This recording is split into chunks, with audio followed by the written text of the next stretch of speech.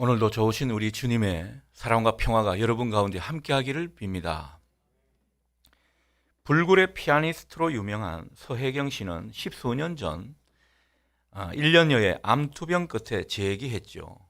그리고 그 이후 제2의 전성기를 누렸다고 합니다. 암을 극복한 후로는 이분이 많이 달라졌습니다. 예전에 당연하게 여겼던 그 모든 것들이 다 선물임을 새롭게 깨닫게 되었다고 그렇게 말을 합니다. 눈이 오면 그 눈 자체를 아름답게 여길 줄 알게 되었고, 살아있다는 것이, 그리고 다시 피아노를 칠 수 있다는 것이 얼마나 자기에게 행복하고 감사한 일인지 고백하게 됩니다. 여러분, 죽음의 벼랑 끝을 경험하고 돌아온 사람들, 이렇듯 삶을 대하는 자세가 많이 다른 것 같습니다. 우리 마음이 어떠냐에 따라서 그 삶을 어떻게 사는지도 달라지는 것 같습니다. 내 마음이 평온하고 여유로우면 스치는 바람도 좋습니다. 자주 보는 풍경, 그렇게 이쁠 수가 없습니다. 하지만 내 마음이 불안하고 내 안에 욕심이 들끓고 뭔가에 집착해서 앞만 보고 달리는 그런 상태의 우리 마음은 바람만 불어도 짜증이 납니다. 보이는 것마다 다 불만이 되는 것입니다. 주위의 것들이 하나도 아름다워 보이지 않고 그 속에서 은총도 발견하지 못하는 것이죠. 여러분, 인생이 이렇게 갈릴 수가 있다라는 겁니다. 제대로 보기만 하면 주위에 널린 게 다 하나님의 은총인데 이걸 제대로 보지를 못하는 것입니다. 안타까운 인생이죠. 그러니 여러분, 무엇이 중요한 것 같습니까? 우리의 마음입니다. 우리 마음이 고요하고 잔잔해져야 한다는 것이죠. 문제는 우리 마음이 늘 고요할 수만은 없다는 사실입니다. 인생이 늘 평온하고 맑은 날만 있는 게 아니지 않습니까? 우리 인생은 한 번씩 속을 뒤집어 놓는 그런 일들이 있기 마련입니다. 마음에 풍랑이 일도록 하는 그런 인생의 흐린 날, 궂은 날, 비바람이 몰아치는 그런 날들이 다 있더라는 것입니다. 여러분, 그렇지 않습니까? 당장 오미크론으로 인해서 확진자 수가 3만 명이 넘었다, 이런 소리를 들으니까 마음이 요동치는 그런 것을 느끼지 않습니까?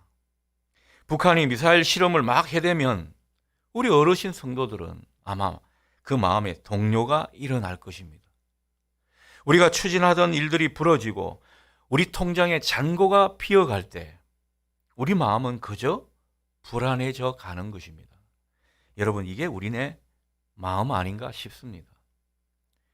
그러니 중요한 것은 우리가 어떤 인생길을 걸어간다 해도 우리 마음이 흔들리지 않는 것입니다. 우리가 가야 할 길을 뚜벅뚜벅 걸어가는 이 모습일 것입니다. 이런 인생의 모습으로 사는 사람은 행복한 사람이죠. 삶을 제대로 사는 사람일 것입니다. 여러분, 이게 어떻게 가능할까요? 가능하기는 할까요? 가능합니다. 바로 좋은 소리, 진리의 소리를 들으면 되는 것입니다.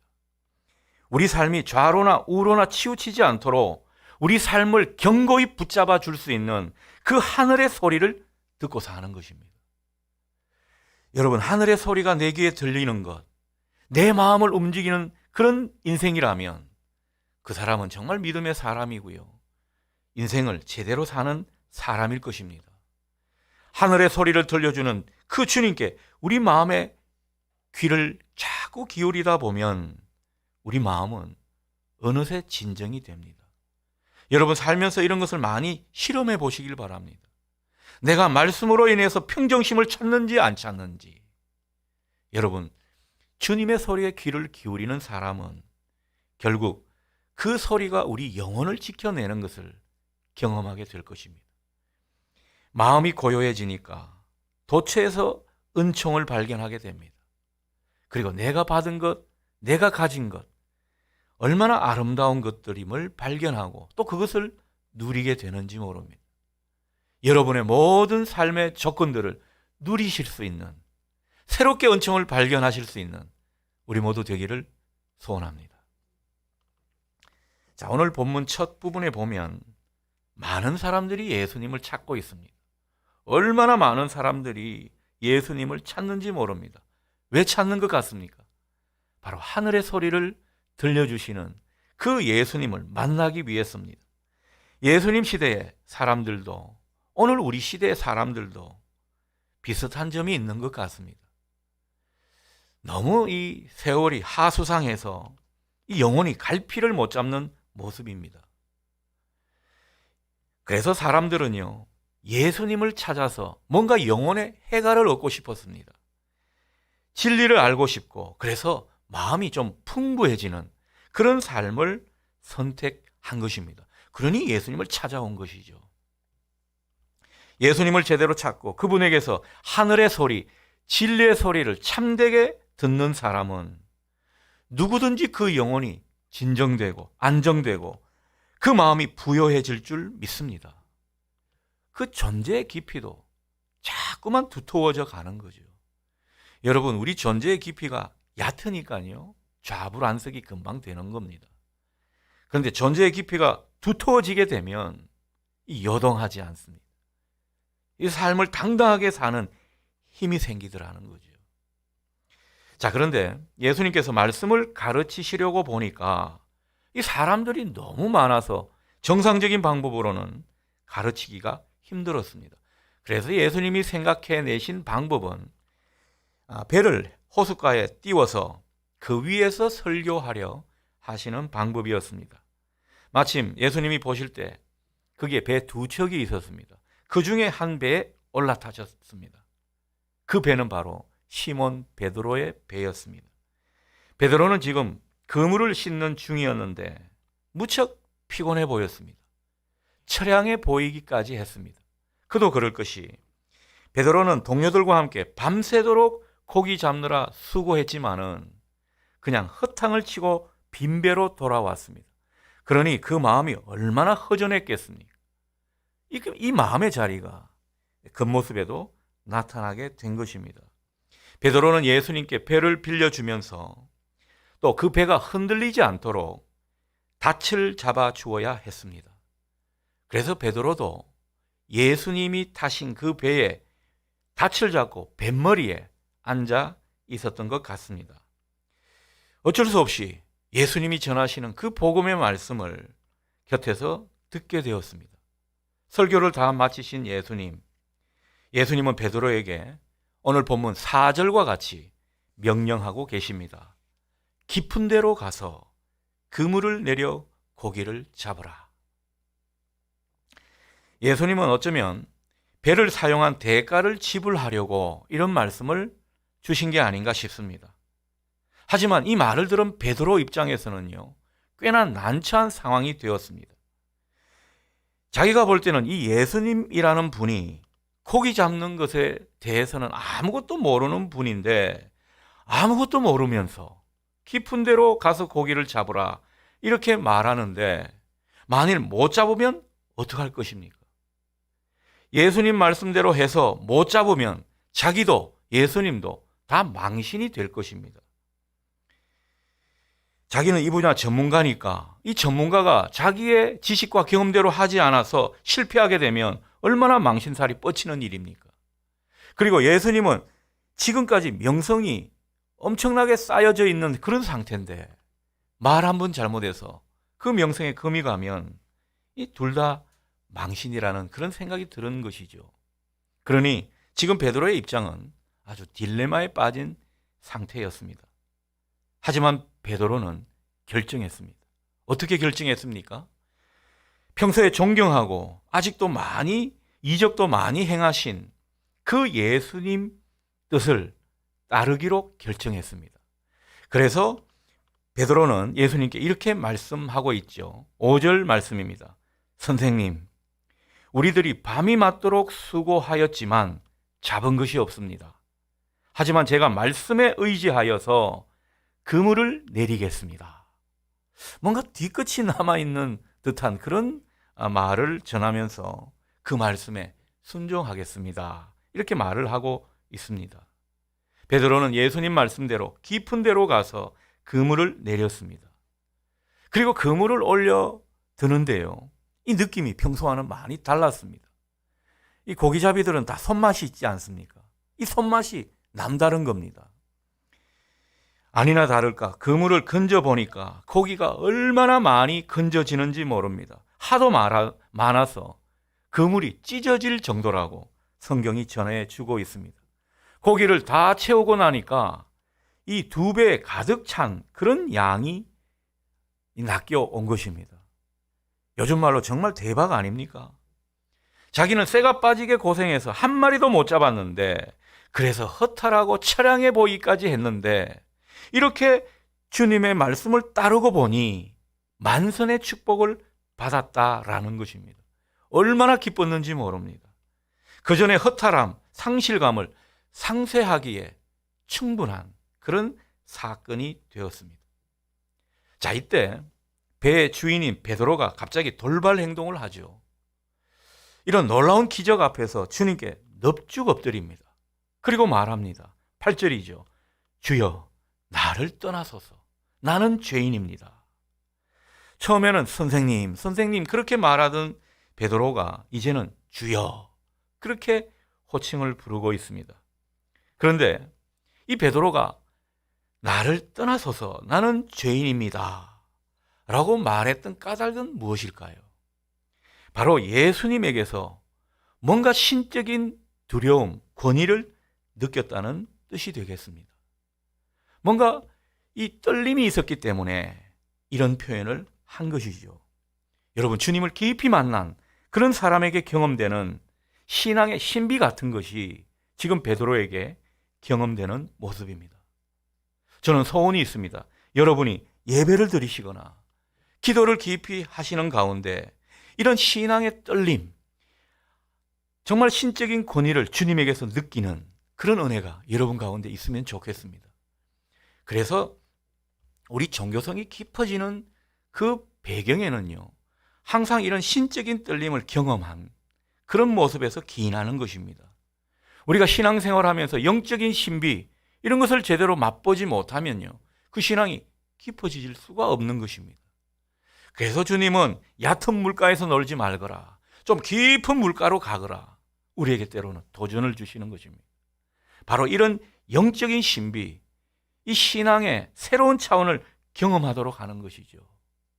여러분에게 이 은혜가 있기를 소원합니다. 사실 보이지 않는 하나님을 믿는 것, 성경의 이야기를 우리가 접하는 것, 그리고 예수님이 하신 말씀, 이것을 우리가 제대로 믿기란 쉽지 않은 일입니다. 본문에서 베드로가 예수님께 그렇게 말씀하죠. 제가 말씀에 의지해서 그물을 내리겠습니다. 뭔가 대단히 그 속에 믿음이 있어서 이런 말을 하는 것 같은데, 실은 그가 예수님 말씀을 다 믿어서 이런 말을 한 것이 아닙니다. 오늘 5절 하반절에 그런 말씀 다시 한번 확인해 봅니다. 말씀에 의지하여 내가 그물을 내리리이다. 여러분, 이 말씀을 우리가 깊이 묵상해 볼 필요가 있습니다. 이 말을 원어로 보면요, 이런 뜻이 됩니다. 당신이 말씀하시니 나도 모르게 내 의지가 당신의 뜻에 복종하고자 말을 합니다. 이런 말이 되겠습니다. 여러분, 이해가 되십니까? 말이 좀 쉽지 않은 그런 점이 있지만은 한마디로 이런 거죠. 자기가 볼 때는 도저히 이해가 안 가고 믿을 수 없는 그런 말이지만 자기도 모르게 믿어보고자 하는 의지가 생겼습니다. 이렇게 말하는 것입니다. 이게 얼마나 중요한 말인지 모릅니다. 베드로는 지금 굉장한 말을 주님께 하고 있더라는 것입니다. 여러분, 어부인 베드로가 볼 때 고기 잡는 최적의 시간은 밤이었습니다. 그래서 밤중에 그렇게 고기를 낚으려고 했던 것이죠. 그런데 주님께서 지금 명령하는 시간은 언제입니까? 여러 가지 성경을 연구해 보면 정오 무렵입니다. 한낮이라는 거죠. 낮에는 얕은 물에 그물을 내리는 게 그들만의 상식이었습니다. 그런데 주님은 깊은 물가로, 깊은 데로 가서 그물을 내리라고 그렇게 말을 하는 것입니다. 자기들의 경험치에 맞지 않는 그런 말씀을 받은 것이죠. 더군다나 이 사람들은 한 방면의 전문가들입니다. 소위 말해서 쟁이들이죠. 여러분, 기술자 전문가라고 하는 사람들은요, 대체로 고집이 셉니다. 자기가 생각하는 것이 맞다라는 거죠. 예전에 제가 인테리어 관련된 일을 이 전문가들에게 맡겨본 일이 있는데, 그 중에서 미장하고 또 목공하는 분들 보니까요, 되게 고집이 셉니다. 당연히 우리가 요청할 수도 있는데, 그렇게 하면은 뭐 엉망이라는 거죠. 아무 소리도 못했습니다. 어찌나 고집이 세든지 자기 뜻을 굽히지 않는 그런 모습이었습니다. 젊을 때 제가 패션 사업의 일을 할 때가 있었는데, 그때 보면 제가 마케팅과 영업을 관장하고 있었기 때문에 이 내부자끼리 협력 관계가 잘 돼야 합니다. 그래서 생산 파트에 있는 분들하고 또 이 디자인 하시는 분들하고 교류가 많았는데, 이 생산 파트에 특히 재단 하시는 분들, 딱 고집이 세더군요. 소비자가 이런 것을 원한다 말을 전해도 제대로 받아들이지를 않는 것입니다. 디자이너 분들도 보면요, 얼마나 주관이 뚜렷한지 모릅니다. 기술자라 그렇고 한 방면의 전문가라 그렇습니다. 거기에 대해서 많이 연구하고 경험치가 있더라는 거죠. 여러분, 이런 사람들은요, 다른 사람 말을 쉽게 받아들일 수가 없습니다. 우리 중에도 아마 이런 전문가들 계실 텐데, 이 자기 전공 분야에 다른 사람 의견을 받아들인다 쉽지 않은 일입니다. 그렇다면 이 베드로는 어떻게 했습니까? 베드로는요, 고기잡이 업으로 잔뼈가 굵은 사람입니다. 그러니 얼마나 그 속에 경험치가 쌓였고 자기 주장이 강하겠습니까? 이 고집이 한 고집하는 분이었을 겁니다. 그런데 그런 그가 자기의 고집을 스스로 꺾고 한번 믿어보겠다고 그렇게 말을 했다면, 여러분, 이건 굉장한 일입니다. 정말 쉽지 않은 일이라 할 수 있습니다. 자, 더구나 베드로는 지금 어떤 상태에 있습니까? 몹시 지쳐있는 상태입니다. 밤을 꼬박 샜던 데다가 이 고기잡이에 실패해서 심적으로 얼마나 지쳐있는지 모릅니다. 그리고 이미 그물도 다 깨끗이 씻어놓은 상태입니다. 이런데 뭘 다시 배를 띄워가지고 깊은 데로 나갈 수 있단 말입니까? 그럴 여력이 없는 그런 상태였고요. 괜히 헛수고하고 싶지 않은 그런 상태에 있었다고 볼 수 있습니다. 그러니 베드로도 이런 결정이 쉬웠겠습니까? 그 갈등이 만만치가 않았을 겁니다. 그런데 그가 그 말씀에 의지하여 그물을 내렸습니다. 어떻게 그럴 수 있습니까? 베드로가 말씀에 의지하여 그물을 내린 그 까닭이 뭐냐라는 거죠. 그것은 다른 게 아닙니다. 예수님 말씀에 권위를 느꼈기 때문입니다. 여러분, 오늘 본문 1절, 4절, 5절을 보면 유독 본문이 말씀을 강조하는 그런 것을 느낄 수가 있습니다. 말씀드렸다시피 베드로는 이미 녹초가 되었습니다. 그 상태에서도 뱃머리에서 주님이 하시는 그 설교를 다 들었습니다. 자세히 들었겠죠. 가까이 있었으니까. 그런데 무엇보다 듣는 중에 예수님 말씀에서 권위를 느꼈습니다. 바로 하늘의 소리로 들었기 때문입니다. 그 속에 하늘의 소리로 들려온 무언가가 있더라는 거죠.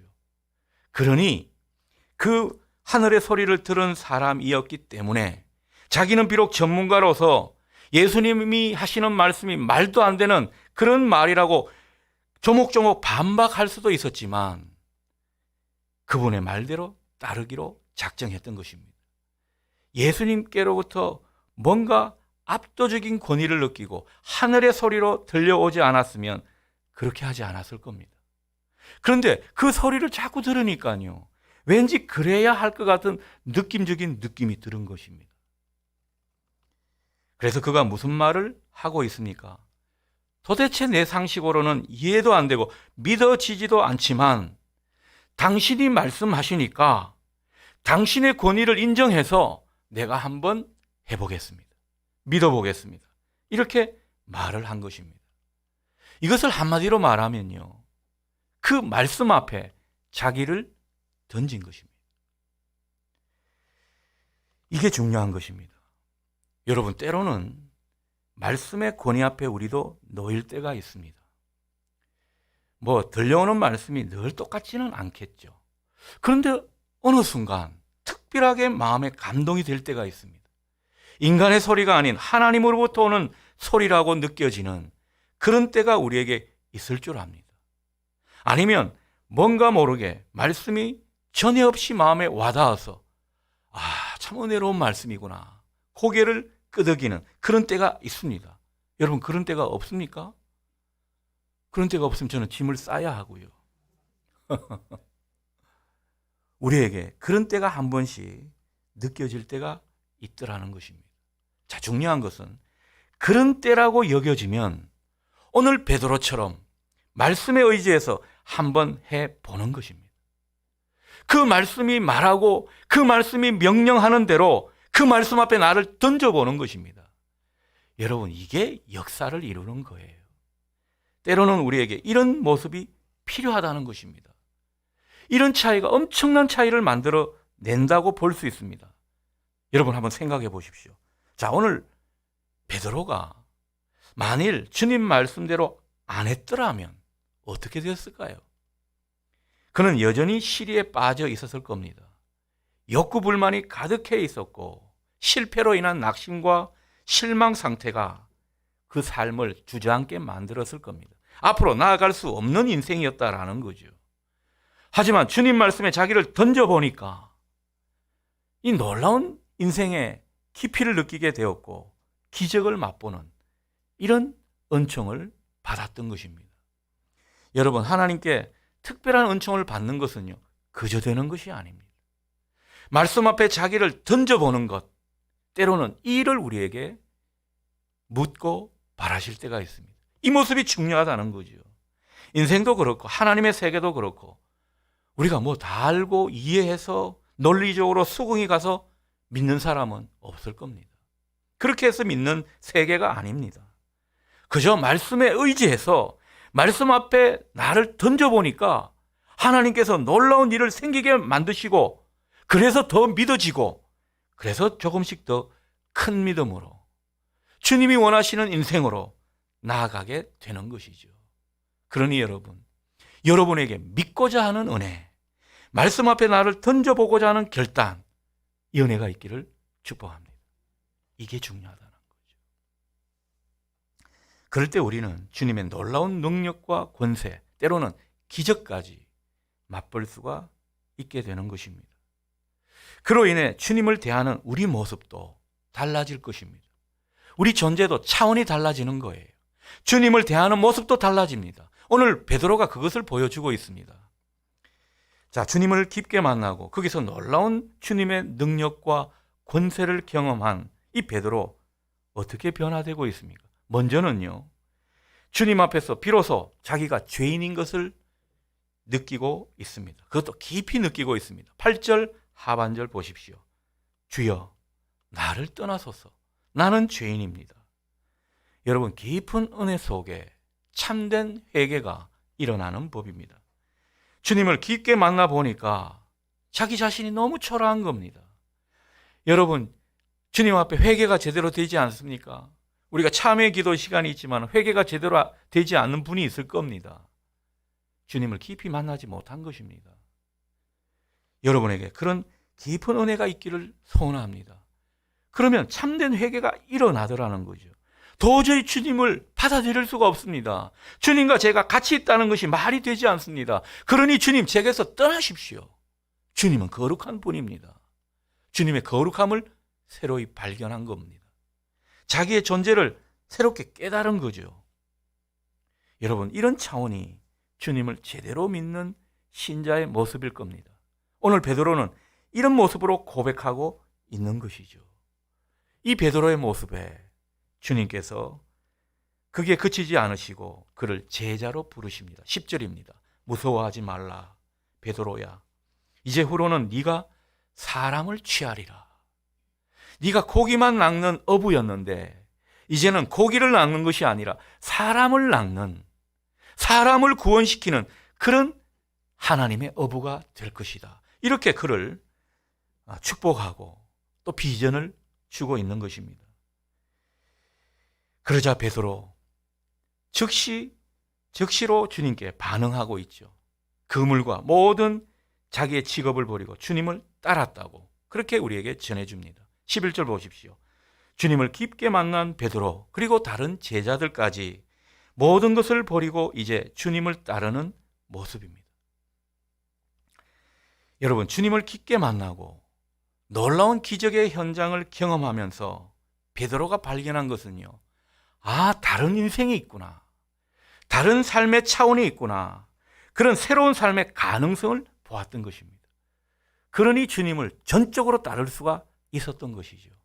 여러분, 우리가 전적으로 주님을 따를 수 있는 이 비결은 주님의 또 다른 가능성을 볼 때입니다. 나에게 새로운 삶이 열려지는구나. 이것을 발견하니까 더욱더 비전 앞으로 나아가는 거죠. 그저 그렇고 그런 직업의 사람이 아니라 직업 선교사로 자기 인생을 새로 자리매김하는 그런 은혜가 있더라는 것이죠. 여러분, 베드로는요, 지금까지는 그냥 먹고 살기에 바빴을 겁니다. 그리고 업으로서 나라가 엉망이 돼가고 식민지 백성으로 그렇게 수탈을 당하는 상황에서 아무 소리도 못했을 겁니다. 그저 하루하루 우라를 사귀면서 목숨을 연명하듯 그런 인생을 살았을 겁니다. 그런데 주님을 만나서 큰 은혜를 체험하니까 삶의 다른 면을 보기 시작한 것입니다. 여러분, 신앙은요, 점점 하늘의 세계, 우리가 살고 있는 이런 현실의 세계를 벗어난 그 세계를 점점 알아가고 보는 것입니다. 그래야 우리가 주님을 더욱 따를 수가 있더라는 것이죠. 여러분, 주님을 깊이 따르는 것은 우리의 의지가 아닙니다. 당신 왜 봉사 안 합니까? 당신 왜 섬김을 제대로 하지 않습니까? 그래 말해봤자 소용이 없는 것입니다. 큰 은혜를 체험해야 하는 것이죠. 우리에게 다른 삶의 차원이 있다는 것을 깨달아야 하는 것입니다. 그 은혜로 말미암아 우리가 다른 세계를 주목하게 될 때 주님을 전적으로 따를 수가 있는 것이죠. 여러분, 모든 직업을 버리고 그저 교회에만 충성하라 이 소리가 아닙니다. 여러분의 직업의 현장에서 나는 그저 직장인으로, 일개 직장인으로 살아가는 이런 인생이 아니라 주님이 나에게 비전을 주시고 소명을 주셔서 사람 낚는 업으로, 복음의 사람으로, 복음의 통로로 살아갈 수 있음을 보게 되는 것이죠. 이게 신앙이 깊어지는 모습 아니겠습니까? 오늘 베드로는 그런 어떤 인생의 지점을 만나게 된 것이죠. 하나님의 새로운 차원의 은혜를 겪었기 때문에 이런 세계를 선뜻 들어서고자 하는 이런 모습이 있게 된 것입니다. 그래서 우리가 주님께 내 인생을 맡기고 그분의 인도하심에 따라 살다 보면 우리는 주님이 예비하신 또 다른 삶, 그런데 그 삶이 내 인생 전체로 볼 때 성공적인 삶임을 확신하며 살게 될 것입니다. 주님이 말씀하신 풍성한 인생에 우리가 놓이게 되는 것이죠. 무엇보다 하늘의 세계를 우리가 깊이 뿌리를 내리는 그 모습 속에 주님이 말씀하시는 그 진리의 차원, 능력의 세계를 우리도 새롭게 경험해 가는 것이죠. 어떤 분은요, 똑같이 신앙생활 하는데 그 한 주일 동안 어떻게 살았느냐 고백을 물어보면요, 자기는 하나님이 이런 은혜도 주셨고 하나님께서 새롭게 역사하시는 이런 것도 경험했다고 줄줄 나오는 분이 있습니다. 근데 어떤 분은 하나님이 뒷방에 계신 것 같아요, 이렇게 고백하는 분도 있을 줄 압니다. 우리가 같이 신앙생활을 해도 하나님의 세계를 경험하는 치가 다르다는 것입니다. 여러분, 날마다 진리의 세계 그리고 주님의 능력을 체험하는 여러분 되시기를 바랍니다. 여러분, 이 세상 살 때 우리가 제대로 사는 것은요, 내 논리와 내 경험, 내 힘으로 되지를 않습니다. 우리는 주님의 힘과 지혜가 필요한 사람들입니다. 그러니 겸손하게 주님의 인도하심을 따르십시오. 때로는 믿음의 결단을 통해서 주님을 과감히 선택하는 그런 용기가 여러분 가운데 있기를 바랍니다. 그럴 때 우리가 주님의 세계를 더욱 깊이 경험하게 되는 거죠. 전에 경험해보지 못했던 주님의 능력도 맛보게 될 것입니다. 그 가운데 생각지 않은 정말 기적과도 같은 일을 우리는 만나게 될 것입니다. 오늘 베드로의 이 기적과 축복의 사건을 보면서 많이 느끼게 되는 한 가지가 있습니다. 주님께서 내게 다가오시며 부르실 때 어떻게 해야 하는가? 그것입니다. 어떤 삶의 형편 자리이든지 주님이 말씀하시고 주님이 분부하시고 주님께서 원하시면 순종하고자 헌신하고자 하는 그 마음이 중요하구나. 이것을 많이 깨닫게 됩니다. 여러분, 주님은 우리에게 이 마음을 보시려 하시는 것입니다. 거기에 축복하시면서 새롭게 우리를 체험하게 하시는 것이죠. 주님의 세계를 말입니다. 베드로가 비록 업으로서 실패한 그런 삶의 자리였지만은 이 주님의 권위에 압도되어서 주님 말씀에 의지해서 그물을 내리고자 했을 때 만선의 기적을 베풀어 주셨습니다. 이 경험과 함께 자기가 주님께 했던 그 말을 평생 기억하면서 주님을 따르도록 인도해 가셨습니다. 베드로 입장에서는 말씀에 의지한 그 자신에게 주님께서 축복하신 이 사건 평생 잊지 못했을 겁니다. 일생을 좌우하는 귀중한 체험이 되었을 거라는 거지요. 이것은 훗날 베드로의 사역, 모든 주의 일을 하는데 원동력이 되었을 겁니다. 그것을 우리가 확인하게 되는 거죠. 베드로가 사도행전 3장 6절에 보면 이 나면서부터 못 걷는 그 사람에게 긍휼한 마음으로 하나님의 말씀을, 자기의 간증을 고백하고 있죠. 무슨 말씀입니까? 사도행전 3장 6절에 따르면 이렇게 선포하고 있습니다. 금과 은 나 없어도 내게 있는 것 내게 주니 오직 나사렛 예수 이름으로 일어나 걸어라. 여러분, 베드로가 두고두고 생각하며 신앙하는 좌우명이 무엇입니까? 주님의 이름의 능력이면 얼마든지 기적을 볼 수 있다는 이것입니다. 이것이 평생을 좌우하게 된 것이죠. 그리고 다른 삶을 살 수 있더라는 겁니다. 그래서 이 나면서부터 못 걷는 사람도 결국은요, 주님의 제자가 되었습니다. 엊그제 입춘이 지났습니다. 여러분, 입춘은 겨울 한복판에 봄이 우뚝 서 있는 그것이라 할 수 있겠습니다. 그래서 참 이 우리나라 절기를 보면요, 신비한 것을 느끼게 됩니다. 겨울이 한창이지만은 입춘을 두어서 봄을 소망하게 하는 것이죠. 여러분, 성도가 어떤 사람입니까? 겨울 한가운데 살면서도 다가오는 봄을 노래하고 봄을 준비하는 그런 사람일 것입니다. 우리에게는 그런 사명이 있는 것이죠. 입춘의 사람, 그 사명이 우리에게 있음을 새삼 느끼게 됩니다. 여러분, 우리가 새봄을 알리는 그런 주님의 전령으로 살아가려면 무엇이 필요하다고요? 바로 말씀 앞에 나를 맡기겠다는 그 생각으로 주님께 순종하며 사는 그 모습일 것입니다. 그럴 때 우리는 주님께서 우리 가슴에 이미 영혼의 봄을 주셨기 때문에, 우리가 그 은혜를 체험했기 때문에 세상 가운데 당당히 주님의 전령으로서 생명의 봄을 알리는 주님의 사자가 될 것입니다. 여러분, 이 모습이 우리의 사는 모습이 되면 좋겠습니다. 하늘의 소리를 듣고 사는 그런 주님의 사람으로서 언제 어디서나 주님의 그 생명의 봄을 다른 사람들에게 전할 수 있는 이런 인생으로 살아갈 때 주님은 그런 우리에게 얼마나 많은 은총과 사랑을 부어주시겠습니까? 그래서 더욱더 입춘의 사람으로 살 수 있는 것이죠. 여전히 우리 현실은 겨울입니다. 우리 장로님이 기도하셨듯이 겨울 한가운데 우리가 있습니다. 우리 사는 모습이 그렇습니다. 그러나 우리는 입춘의 사람들입니다. 다른 사람들에게 봄을 알릴 수 있는 그런 사명이 우리에게 있다라는 것입니다. 이 사명을 주님과 함께 살면서 더욱더 보이고 여러분을 통해서 다른 사람들이 생명의 봄을 느낄 수 있는 이 은혜가 있기를 소원합니다. 기도하겠습니다.